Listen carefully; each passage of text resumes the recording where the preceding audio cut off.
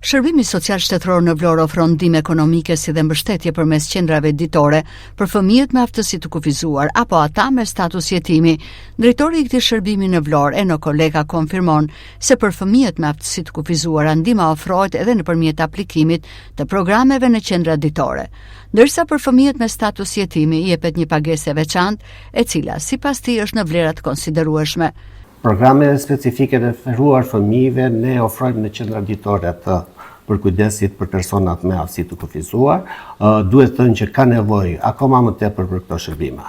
Një program shumë i mirë që do të ndodhi së shpejto ka të bëjë me rritjen e pagesës për personat me aftësi të kufizuar për personat autik dhe për kujdestarët e tyre. Flitet për dyfishim pagese.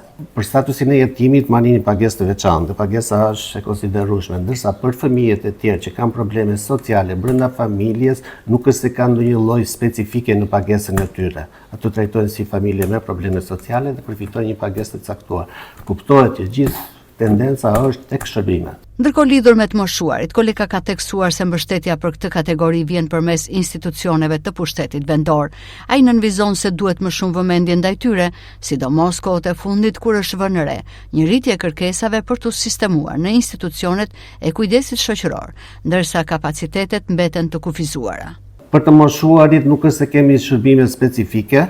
Shërbimet që mund të ofrohen janë nga shërbimet mbështetëse të bashkisë dhe shërbimet lëvizëse që mund të kenë bashkitë, pasi ato kanë aplikuar dhe kanë përfituar nga fondi social.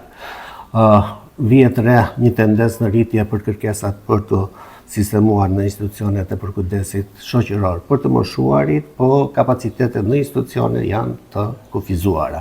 Prandaj duhet që pushteti lokal duhet të ofrojë shërbime për këtë kategori të moshuarit.